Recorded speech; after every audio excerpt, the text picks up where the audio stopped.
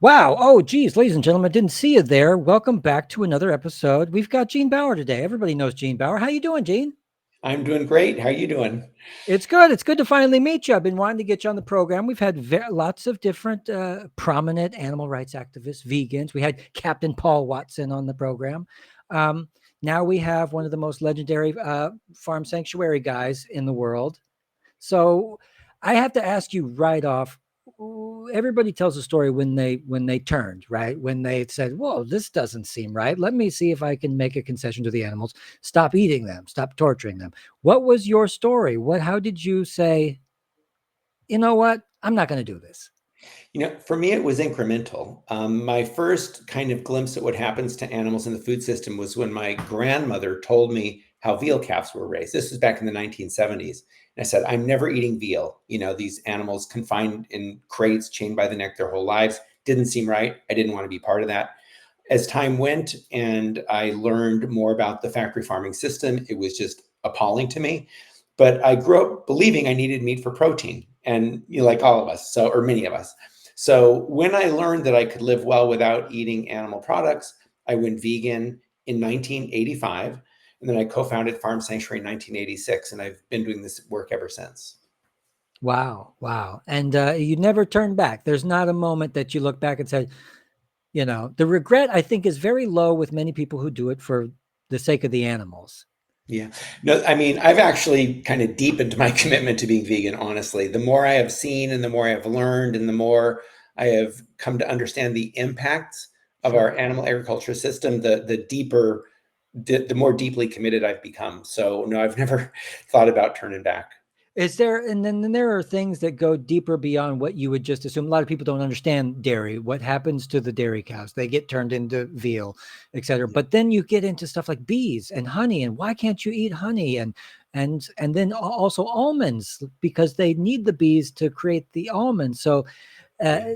there's a lot of stuff like that. Can you, when you're saying you're strengthening your commitment, how much are you abstaining from these days, and what's your diet look like, Gene? Yeah, well, to me, being vegan is an aspiration to live as kindly as possible. And, it's very easy to say, I'm not eating flesh of animals. I'm not going to be consuming cow's milk. I'm not going to be consuming eggs from chickens. Those are very, very easy things to do. Now, when you raise the issue of bees, it is more complex because bees, in some sense, are exploited to pollinate plant foods that vegans eat. There are also people that work in, large scale plant farms, picking lettuce and produce in not very humane conditions. So that's also not ideal, right? So there are many aspects that kind of nibble around the edges and are relevant to what it is to be vegan, but it's pretty hard to live a perfect life, I mean, or we all live a perfect life in a way, but it's impossible to live without causing harm to others, I guess is what I would say. Yeah. And so you do the best you can. So I do not buy honey and consume honey. But, if it is in something, I might not make as big a deal about it as some of the other things. I realize there's a lot of nuance.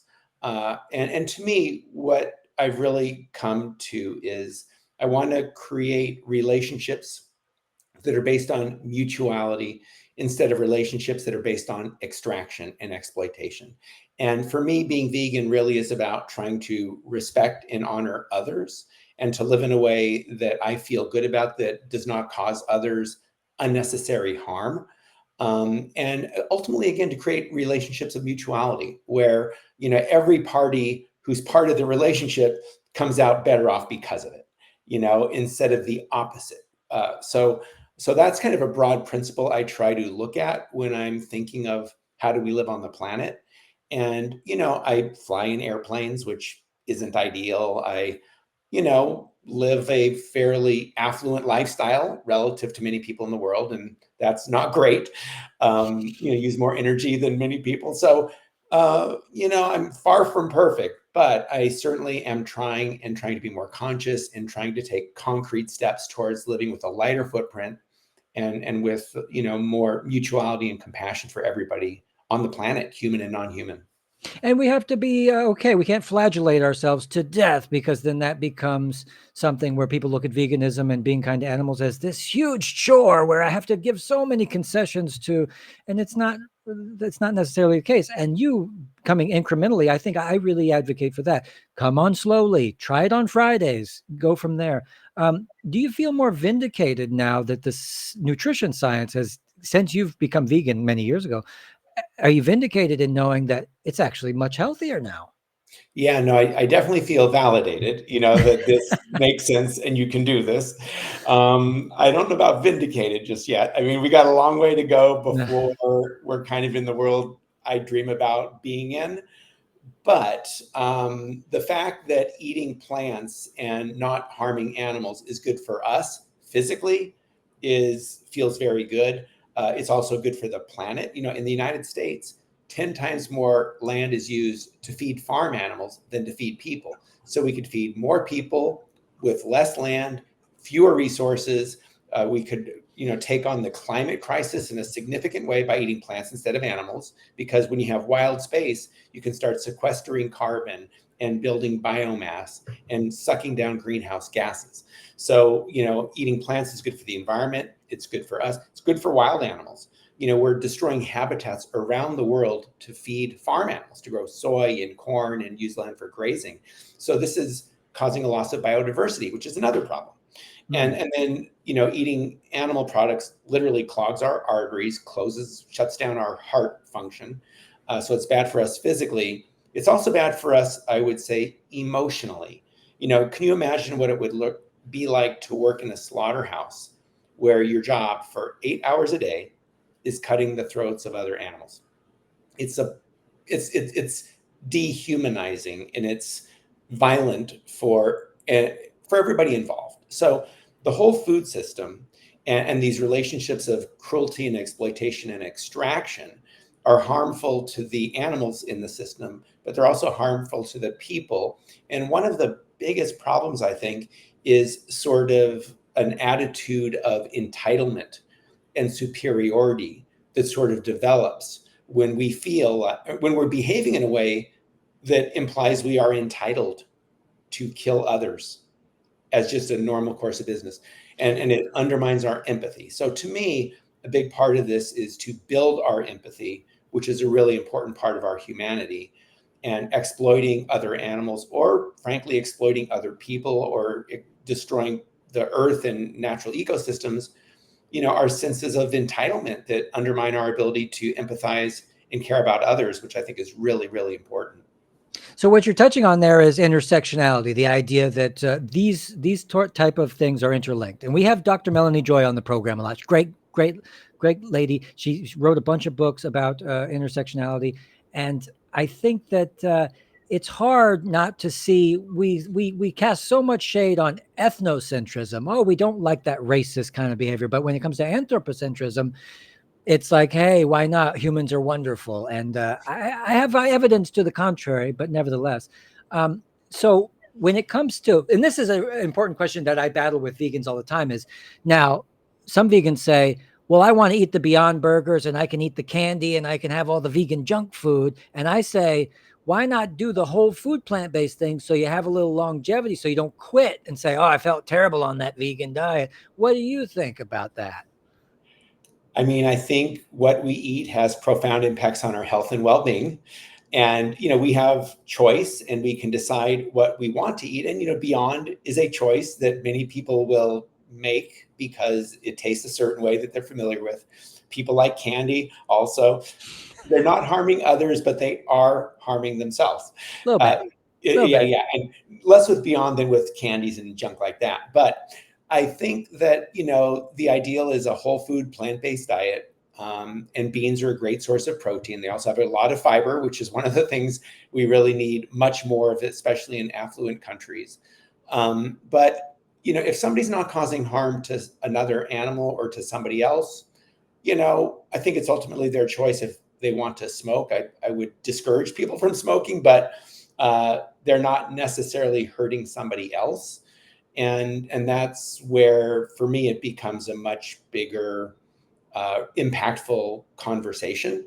But to the point of, if you're eating well, you're going to be healthier. You'll be able to represent veganism better. You'll be able to live in a more compassionate way, most likely, because if you're eating food that makes you feel bad, you're not going to be in as good of a mood, right? So these things do have really significant impacts, but to me, it really has to do with empathy, recognizing how our behavior impacts others, and living in a way that doesn't cause unnecessary harm to others.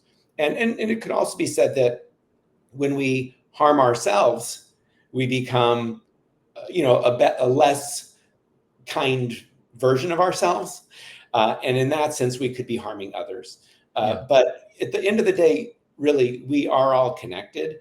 And I'm especially focused on, trying to prevent human beings from behaving in ways where we feel entitled to take whatever we want from others without recognizing that, there's suffering that's involved. There's, a lack of compassion and empathy involved, and frankly, a lack of humanity involved. And I just really want to do whatever I can to elevate humanity and empathy and kindness.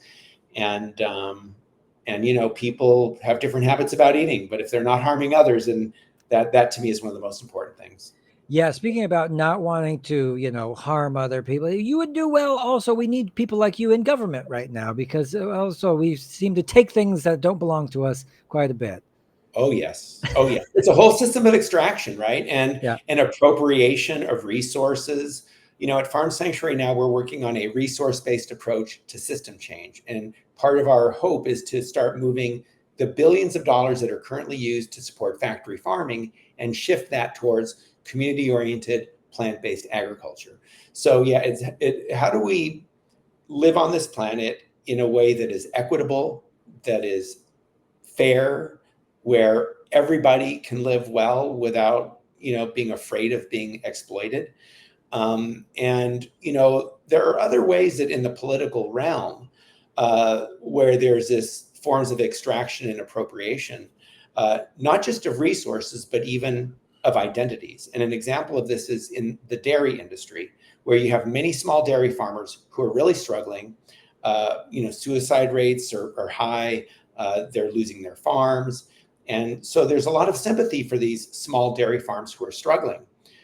The big factory dairy farms are the ones putting these small dairy farms out of business. But what they will do to lobby for more government money is to cite the suffering of these small dairy farms and saying these dairy farms are struggling. There needs to be more investment in the dairy industry that is then taken by the big guys who are putting the little guys out of business. So that's an example of extraction of resources, but also extraction of identity and an appropriation of an identity. So the factory farming system does this all the time, where they're talking about small farmers whose identities they're appropriating to sell programs to politicians that fund factory farming practices. Yeah, and the big agro giants do the same with farmers. They'll come after the farmers, whether ranchers, farmers, whatever. It's the same. Appropriate their identity so that you can claim foul and say we need more subsidies.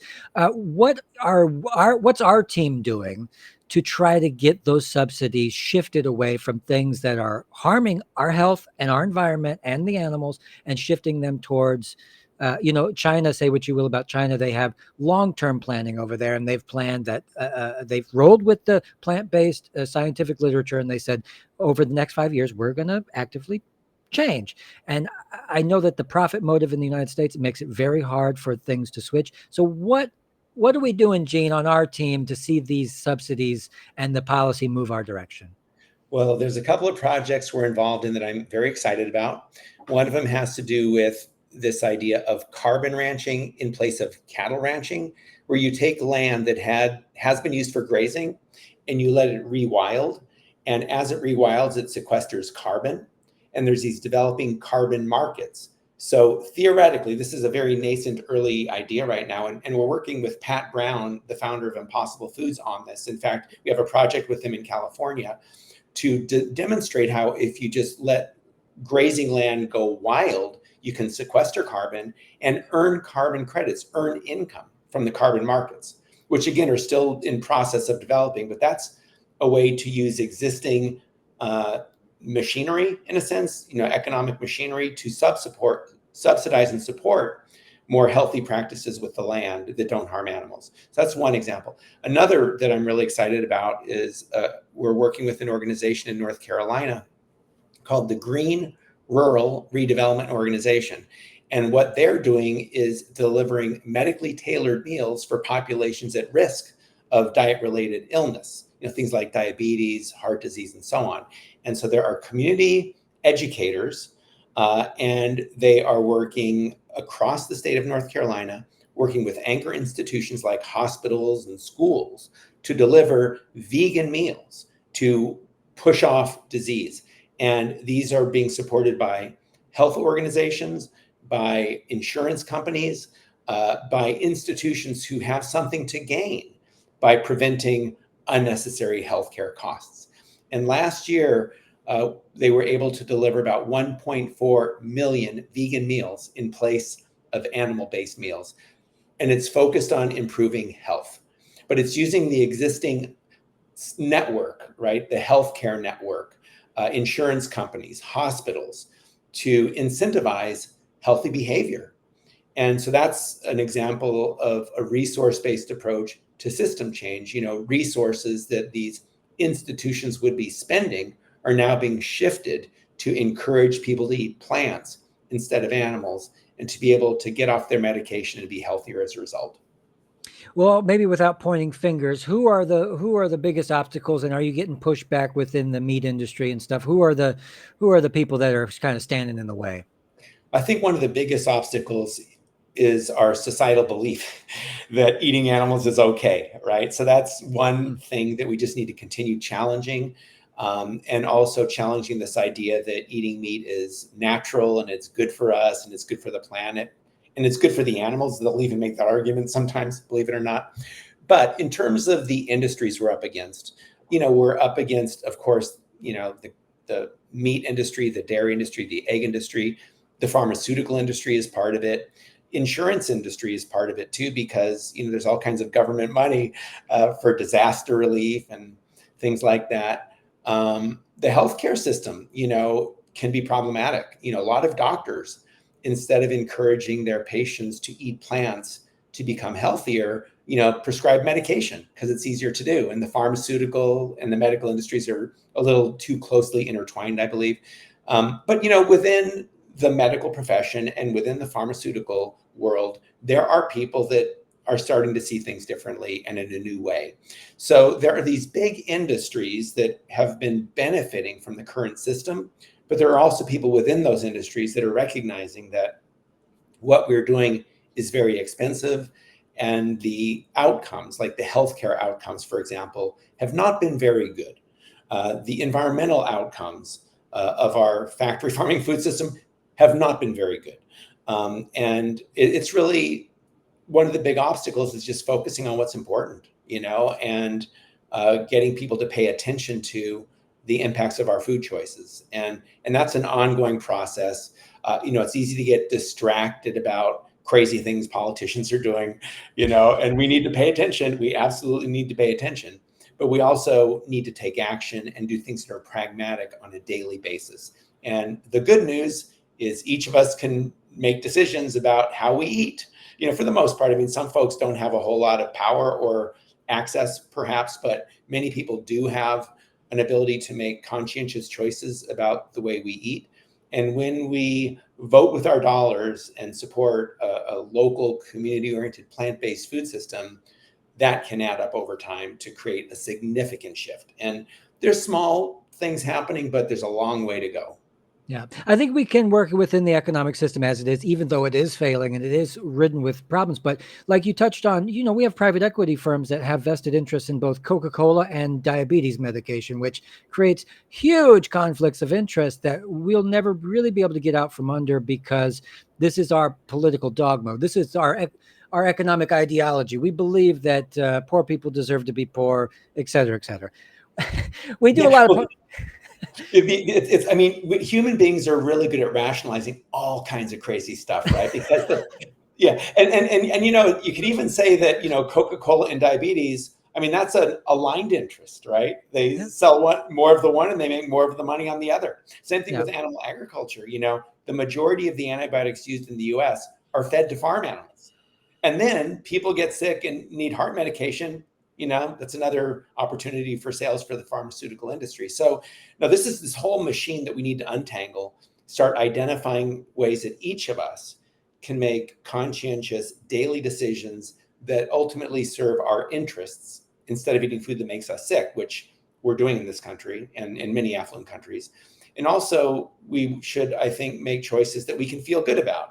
Instead of saying, don't tell me, I don't want to know, when the factory farming topic comes up. So we just want people to be more thoughtful and to ultimately make choices that are better aligned with our own values and our own interests.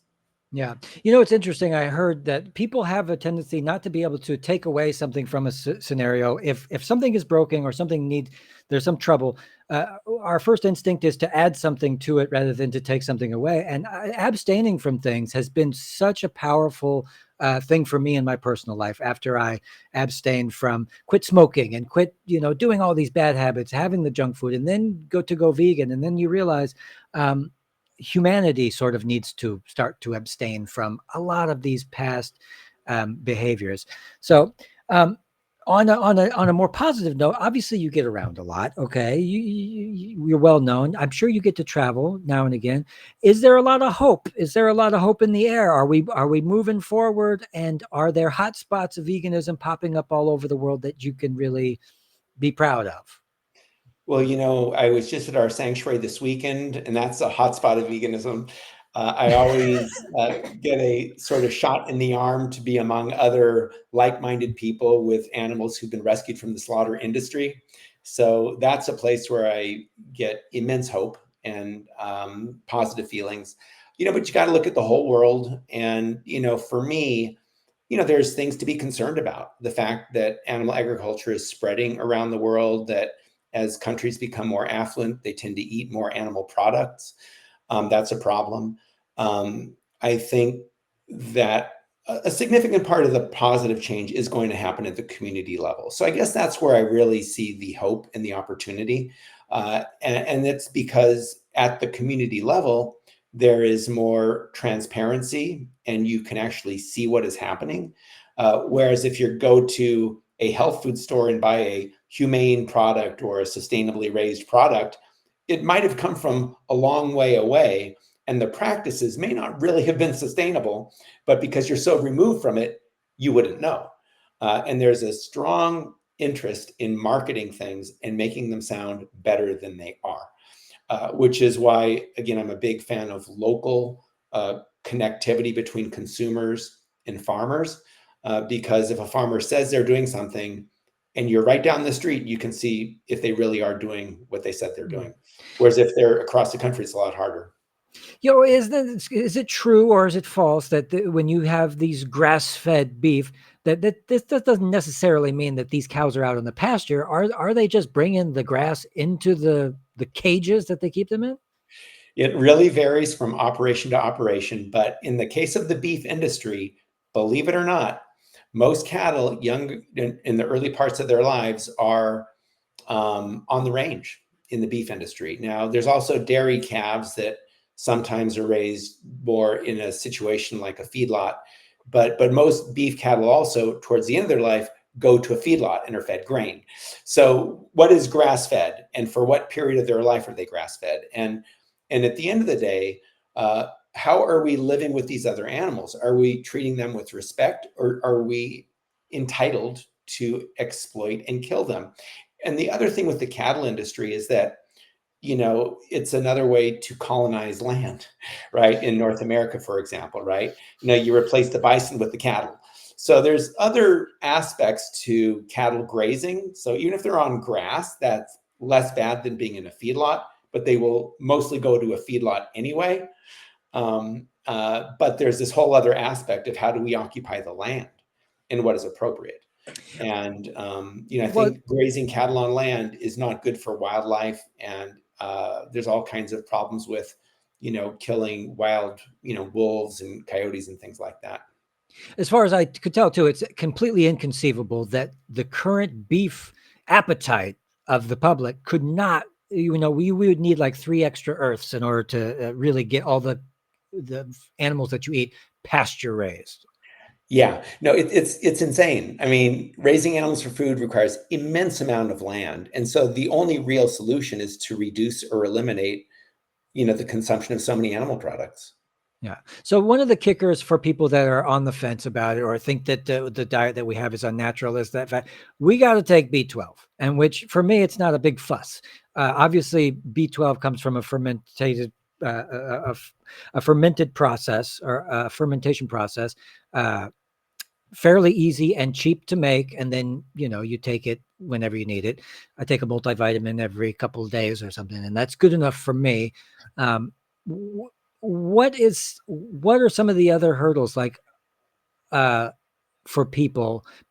Also, you can really tell people, hey, it's bad for the cows, and they say, I Yeah. don't care about animal welfare. So what are some of the best strategies that you use to try to convince an individual?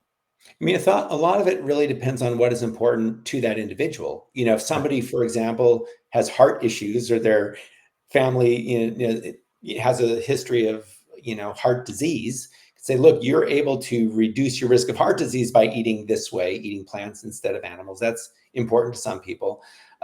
There's a number of people that care about the climate crisis and, talking about how animal agriculture is one of the top contributors to the climate crisis can be compelling.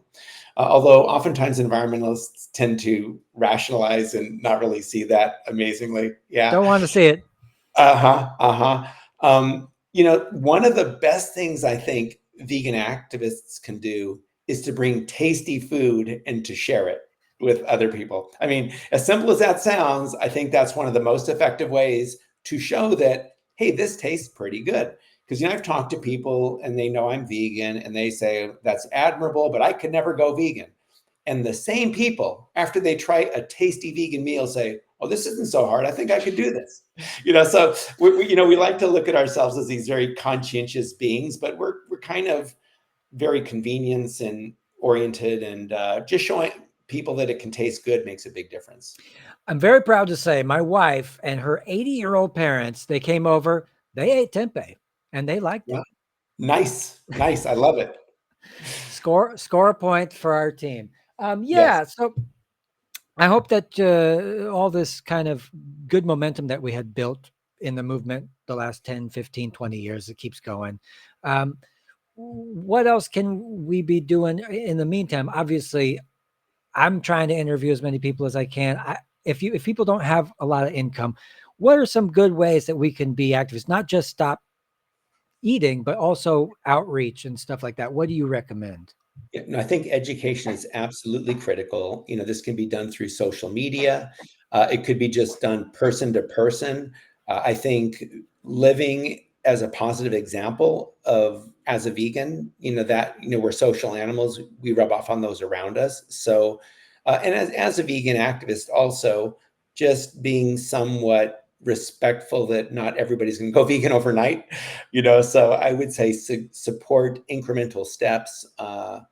And really try to understand what is important to others, and provide information that supports their own interests, and those generally dovetail with the idea of not eating animals. Hmm. You're on a higher echelon of vegans who we all love you because of what you do and what you represent. You go out there, you get on Tucker Carlson, and you give him an earful. Yeah. What was it like preparing for that interview, by the way?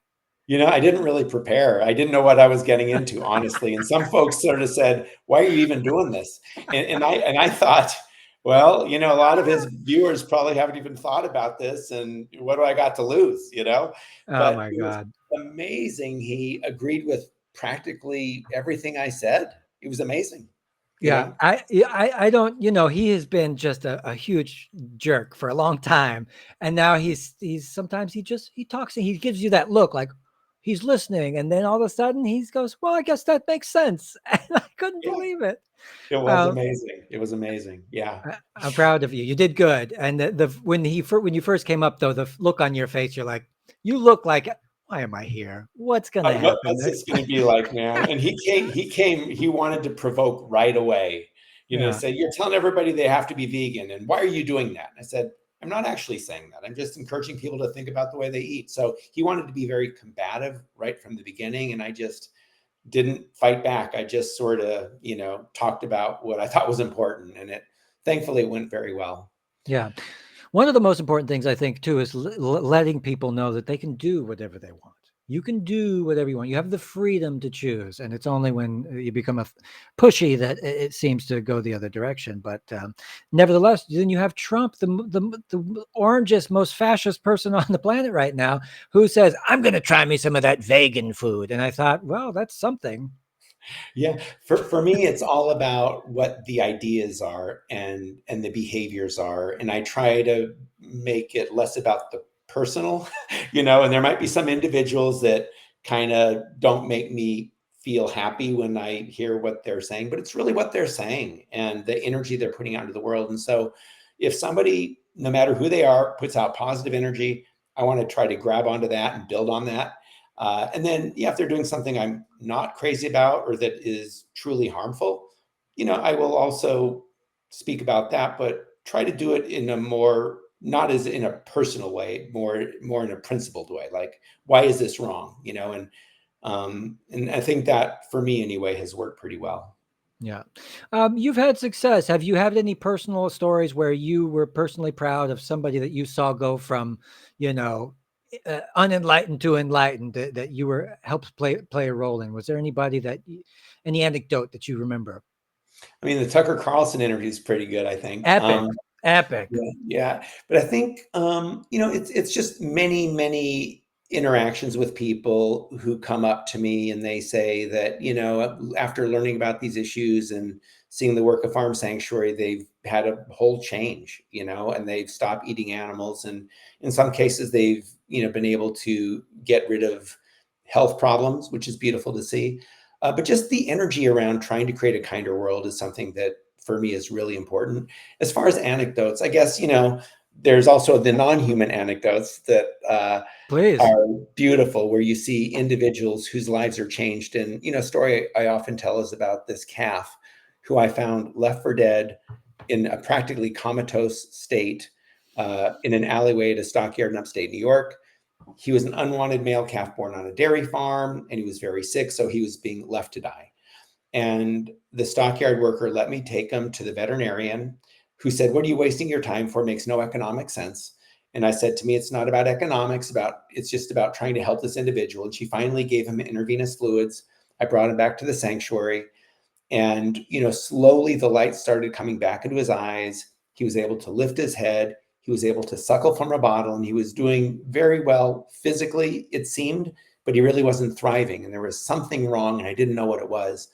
But then it dawned on me that he wanted to be with his friends, the cows. So I brought him out to the cow barn. I put him in a pen, and the cows gathered around and mooed him, and he mooed back, and he came alive in a new sort of way.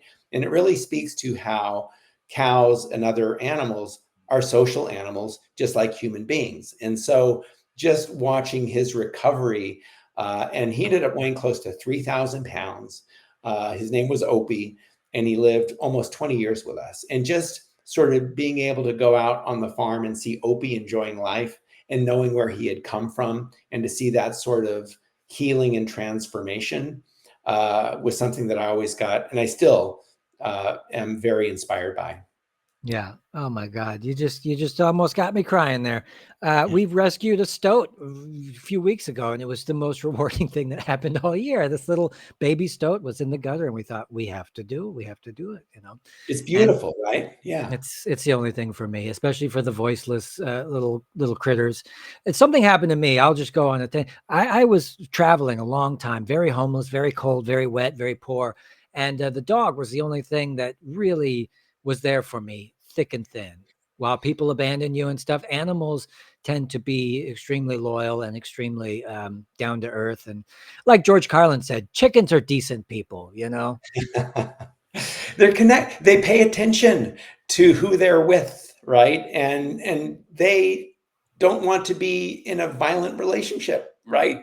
you know, for the most part. I mean, there's predators that have to do what they have to do, but generally Sure. speaking, animals, want to enjoy the company of others. And I think that's a good place for humans to try to go as well. Right. And the well thought out, meticulous industrial sized slaughter that humans are capable of, animals are just not capable. And I guess that's a good thing, but maybe they would if they could, if they had thumbs, but But there's also things that they are aware of that we're not recognizing. This is, I think, where like Jane Goodall, her work was so important because, there's these notions or these assumptions that animals are dumb or don't have certain capacities, but they have certain capacities that we're not even thinking about, and there's the rational mind, which is part of us, but there's also like the embodied knowledge, right? That's a whole other piece of humanity and a piece of life on Earth. There's an intuition that sometimes other animals have that is far, more advanced than an intuition that humans might have sometimes. So there's a lot there that we sometimes don't recognize. I had a guy tell me one time, well, animals are less than us because I never seen a cow on the moon. And we went to the moon, and that makes us special. First of all, you didn't go to the moon. Other people did. Second of all, octopuses can see colors that you can't see, and they have two brains, dogs can hear much further and smell more than you. I think we're constantly anthropocentrizing everything. We think we're the center of the universe. It's one of the most annoying things I think humans do. And I hope that we can overcome it. And talking with you, I feel a little bit better. But I tell you, Gene, every day is a waking nightmare for me in being an empathetic person. It's hard. Yeah, it is. It is. That's why we need to be around others who validate our feelings and concerns. And it's beautiful to be around animals who've been rescued from the abuse too. And that's all empowering for us, emotionally and beyond. Can I come and hang out with you sometime? Sure, of course. I want to come see the farm. And if you ever want to open up one in Germany, I'll volunteer there too. Pro bono. Love it. Love it. I want to get you a copy of my book, An Animal's History of Humanity. We'll talk after. Maybe you can figure out a way. Maybe I can get it to you. Free of charge, of course. Just let me know how. Anything you want to say before we get the heck out of here? No, just all of us every day make choices, and let's try to be mindful and empathetic about those choices. And if we can live well without causing harm to other animals, why wouldn't we? Yeah, I tend to agree. Go vegan, everybody. Try to be kind to each other and the earth. Everybody on it, all the people on spaceship Earth, all your what do you say, co-pilots. Right. All right. Well, we'll say goodbye now. Stick around. I want to talk to you right after. We'll say goodbye to everybody. Take it easy, folks. Take care, everyone.